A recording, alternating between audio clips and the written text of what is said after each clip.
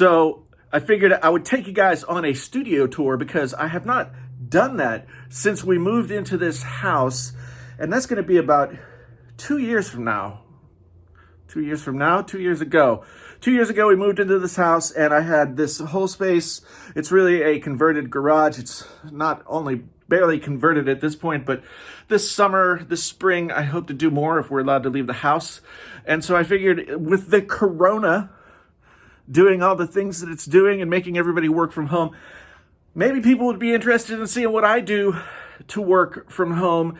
It's become more and more involved over the years as I do more and more stuff. But I think now I'm at the point where I have just about everything that I need to do everything that I do, which sounds kind of silly. I understand. It sounds kind of silly, but I do a lot of different stuff. And so let's go ahead and take a walk through, and I'll show you my Mac setup right over here. Over here, we've got my PC set up where I do streaming and live and gaming and that kind of thing. If you don't know, I am a writer, a musician, a YouTube personality, I guess. And so I do all of these different things, and I need a setup that allows me to do them all in the way that I understand how to do them. So let's take a look at what I've got over here at the Mac setup. Okay, we've gone ultra wide here on the on the iPhone 11. That's what we're filming on today. And over here I have my obligatory studio leather couch. I've got my guitars over here. That's the studio light. This is for those who are interested, this is the studio light that I've been using recently, the Godox SL60W with this Neewer sort of light dome on it. And man, it has altered the quality of my video quite a bit. So over here we've got, this is the main workstation for the Mac side. Kind of scrolling around here. The Mac, if you're curious, the MacBook is down there. I still have some stuff to do in terms of wiring and cabling. I got a few things still coming for the studio that I got to figure out. So I don't even ever take this off of here. So it's not really that big a deal. That's just where the MacBook lives. The MacBook lives there, and it then allows me to do this kind of stuff. I never leave the house. So my need for a mobile computer is not as great as it once might have been. But be that as it may, there's a lot of stuff to talk about here. First off, this very first thing, this is my 2016 Gibson SG with P90 pickups. God, love the pickups. P90s are so great. I've had this thing for a couple of years now, and it has become my main electric guitar, pretty much the only one that I use. I have a couple more that I kind of tinker around with. They're cheaper guitars that I do things like I swapped pickups and a bunch of different stuff like that. But the SG with the P90s is very versatile, and I just love the sound of it. So that's what I use 90% of the time for electric guitars. Over here you see, these are the KRK Rocket 8 G4s. Now, I've never been a KRK fan, but the Rocket G4s sound so much better than any other KRK Rocket speakers that I've ever heard that they were the best sounding thing in Guitar Center at the time that I was looking for some studio monitors. I wanted to get some 8-inch monitors. I had sold my Yamaha HS8s, and I wanted to get some studio monitors with the 8-inch woofers, so I got that, and I loved them. I love them. But just recently, I got these guys. This is the Neumann KS80, KH80, something. Anyway, I'll put it here in the video. These things are incredible. Now, they're about twice as expensive, almost twice as expensive as a pair of these. These are, I think, $350, $300 a piece. $300 a piece for the KRKs. And these guys are $500 a piece. Yeah, $500 a piece, or a little bit cheaper. You can see they came with these pads. Look at the size of that pad. Now, why didn't I just switch there? I don't know. I don't know, but I just, those were already up and these were not. And these pads came with the Neumanns, so I just kept them. Moving along here, we've got, this is the great Golden Age, Golden Age Pre-73 Junior. It's a small form factor mic pre based on a Neve 1073 circuit. It's cheap. I wanted 1073 sound that didn't come out of a computer. And I like it. I haven't used it a ton yet. I've only had it for a bit, but it sounds really good. And it does the Neve thing that I want it to do, which allows me to get a little dirty. Down here below, now, this is, I have all the cool stuff that you need to have in a studio, but all of it is clones of the real stuff. So this is a Clark Technic, what do they call it? The KT2A, the Clark Technic KT2A. And what it is a clone of the Teletronics Universal Audio LA2A, which is a leveling amplifier compressor that has been around for a long time. And I'm actually really impressed with this Clark Technic stuff. They were bought recently by Behringer, or they were bought, I don't know if it was recently, but they were bought by Behringer. And if you know Behringer, they used to be the devil. Now they're not as bad across the board. I've got a Behringer thing over here. But the Clark Technic stuff really sounds great. I've got another amp over here I'll show you in a second. Then down here we have my power conditioner. Star City is the name of the band that I used to be in. If you didn't know that I was in a band, yeah, Star City existed until I think 2004, 2003, 2004. And we put out 2 records. You can find those records linked in the description below. And this right here is my new toy. This is the Ableton Push 2. I have never been one to build songs from loops or samples or you know, anything like that. This is a totally different kind of music making for me. And so I got this thing and I've just been fooling around with it. It's just really fun to make music in a totally different way than you know, just put up microphones and play guitar and sing. This is something that's, I still don't really know how to use it. I'm slowly learning how to use it. I enjoy it. It's been a lot of fun. I'm trying to get myself more time to spend using this thing. My hope is that eventually I can build up a little library of stuff that I can use as backing tracks for the channel, but right now I'm just sort of fooling around and learning the stuff. Now, up here, this is the Dell something WS19 whatever 34-inch curved monitor. It's sad. You may have seen in other setup videos that I had a 49-inch Samsung monitor. Sad tale. I was moving things around in the Samsung monitor. Something bumped the screen and it broke and it was destroyed. And that monitor was very expensive. And it was very painful to deal with. But I got this Dell. I've always loved Dell monitors, and with Macs, almost exclusively with Macs, it's really hard to get an external monitor unless you spend a lot of money that looks as crisp and the text is good. And I'm a little OCD about that kind of stuff. This Dell monitor, I got it. I plugged it in. It started working. It's a USB monitor, so only one cable under there. One cable is going from this to the MacBook, and that USB strip there is also plugged in to the monitor. And it's incredible. It's incredible. I've really been enjoying using it.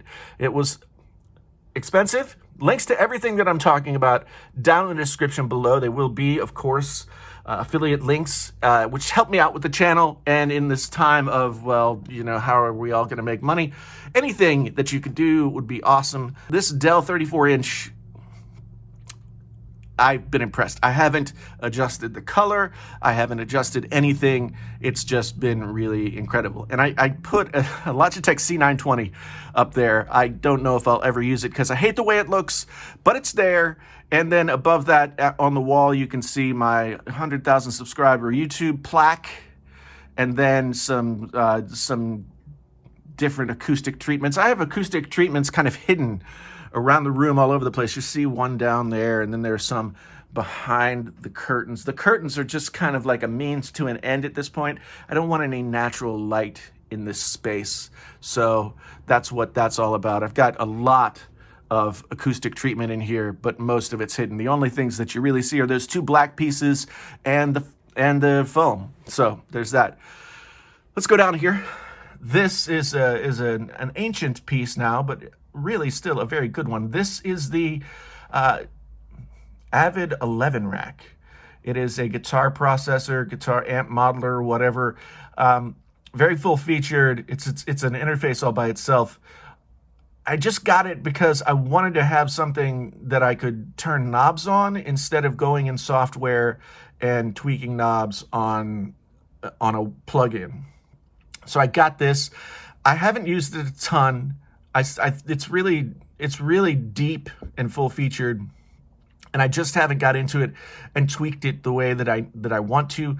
But it's there, and I'm gonna figure it out one of these days. It's got a nice chorus sound, nice chorus clean amp sound. So I've been fooling around with that. And then below it, let's see if we can get in there. It's hard to see. It's dark. This is the Clark Technic 76 KT. The Clark Technic 76 KT. Now, this is basically an 1176, Universal Audio 1176 clone. Again, a clone. They're using a lot of the same kinds of materials. They're the same wiring diagrams, the same everything else when they do these things. And this thing sounds incredible. I've been using the Universal Audio plugins, and those sound really great, but just having the physical units, even though they're not the real thing, has gotten me so much better sounds, and it's so much easier to dial in and to tweak and to get different kinds of sounds. I just have really been enjoying it. And this unit was like $400 and something. This unit was $400 and something. I have their Pultec EQ coming later on this week. That was $350. I mean, cheap but effective. That's really all that matters. I have my Behringer little universal control here that I use for, transport, start, stop, record, play, blah blah blah. It's not as pretty as some others, but it works pretty well, and it's more full featured than other sort of single fader controllers. So I've been using that. You see a very cheap Behringer vintage delay that someone gave me. When I had a flood in my last studio, all of my guitar pedals got ruined, and so somebody gave me this delay, and it's actually a pretty darn good delay. Over here we've got a Mackie big knob controller. Now, this is the passive controller. What it does is it takes two speakers, it takes two different inputs, it gives you one big knob. You can switch between the speakers, you can switch between the inputs, you can go into mono, you can go to mute, you can go to dim. So this takes it down by, I think, 20 dB, and basically it just gives you a big volume knob to do things. And really, honestly, there's a lot that I like about this. I can't use this for volume. I use this anyway. If you have any questions about any of this stuff, let me know, and I'll tell you. This is the Logitech Craft keyboard that I've been using now for a couple of years. Logitech sent it to me. I did a review on the channel way back when, and I have just kept on using it. The key travel is nice. It is very fast. It feels very good to use. It's a little bit bigger than I would like it to be, but I can't bring myself to go away from using this keyboard. I don't use the wheel, although I probably could if I spent some time trying to figure it out. I don't use it at all. But I do. This keyboard is just, which it should be, because it was like $200 maybe it's still $200. And of course over here, the Logitech MX Master 2S mouse, which I have been using also for at least a couple of years. I have this one programmed to do special things in Final Cut so I can edit more quickly. And I still just love it. And I'm not using a mouse pad right now, and it doesn't, I don't care. Now, you guys might be curious about this thing. This is the Tascam Model 24 24 track, I guess, mixing board, but also audio interface. And it's an interesting thing. It's a hybrid mixing board. What it allows me to do is it allows me to bring stuff into the mixing board and use the mixing board for my interface. And then when I'm here in Logic or whatever else that I'm using, I can bring the outputs back to this mixing board and put different outputs on each channel so I could actually mix like I was mixing in, you know, the time before digital. And it's great. And another great thing about it is it also has its own little record stuff. So you put an SD card in here, and this thing is a standalone recorder as well. So you don't even need to have a computer. You can dump things off of it when you want to, but you don't need to. This is the Tascam Model 24 hybrid mixing desk interface thingy. And of course here we have my Sony MDR, well, they're the V6s, MDR V6s, just like the MDR 7506. And of course my Shure SM7B that I use for almost everything. I haven't pulled out another mic for quite a while, but I've been trying to tell myself that I should. So let's move over here. So this is a Audio-Technica LP120X something or other. Yeah, LP120X USB, as you can see down there. I got this a while back. It's a decent turntable. It's not the best turntable in the world, but it is very nice. It works very well. I like direct drive turntables, so that's what I've got. And then down here, I've got just a fraction of my vinyl collection. The rest of it's in storage back in that room that's beyond that wall, but this is just a fraction of what I've got. I finally got some storage that I can use. I haven't had record storage for quite some time. This is plugged into the mixing board right up here with those RCA plugs. And it has its own preamp, which isn't the greatest preamp, but it sounds okay. And then it comes out these speakers. So this is what I look at almost all day, every day. So if you want to know what it's like to be me, this is what it looks like. Let's move over now to the streaming / PC / other stuff setup. We have my giant cup that I keep water in, LG V50 back there. There's actually my iPhone 7 Plus back there charging. This is an MSI monitor. It's a pretty good monitor. It's cheap for a 34-inch monitor with, gaming specs. Let's see it's 100 hertz, and yeah, it's pretty good. I don't love it. I don't hate it. It plays games pretty well. It's not very good for productivity stuff. And it's about $300, $350, something like that. I got it on Amazon, link down in the description below. And, that's that. My keyboard here is a Logitech G14, or I don't know. It's old, and it doesn't work all that great anymore. For some reason, it just keeps becoming disconnected, and I have to pull it out and reconnect it. But it's still a really good keyboard. I like it for the stuff that I do over here. Back there, you can see my Stream Deck, which controls all my lights.